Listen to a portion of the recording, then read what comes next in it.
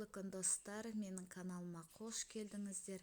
Сіздермен бүгін қартадан әсіп жасайтын боламыз.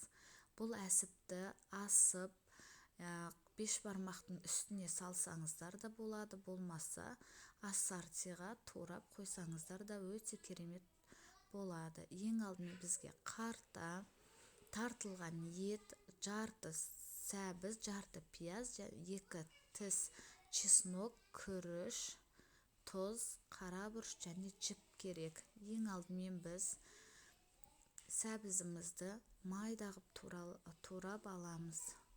Майда болып туралған сәбізді тартылған еттің үстіне қосамыз, фарштың үстіне. Енді жарты пиязымыз бен 2 тіс чесногымызды де майдалап турап тартылған ет пен сәбіздің үстінен саламыз. Үшеуін бірге араластырамыз және оның үстінен татымына қарай тұз және қара бұрыш, оның үстіне жуып тазаланған күрішімізді салып, барлығын қолымыздың көмегімен араластырып, тұзы сіңгенше қойып қоямыз. Енді қартамызды дайындап аламыз. Қартамыздың бір шетін бірінші байлаймыз. Оған жібімізді дайындаймыз.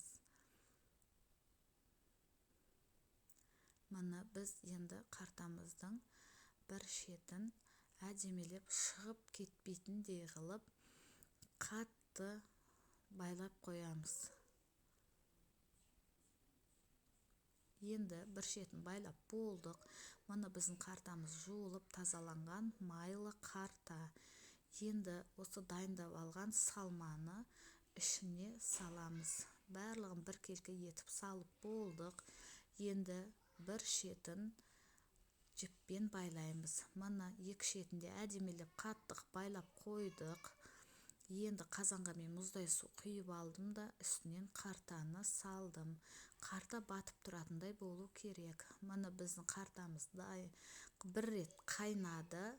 Оның көбігін алып тазалап аламыз. Мына қартамыз қайнап жатыр.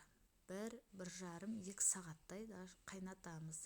Мына біздің қартамыз дайын болды. Өте дәмді, керемет болып шыққан. Сіздермен болған қара көз, астарыңыз дәмді болсын.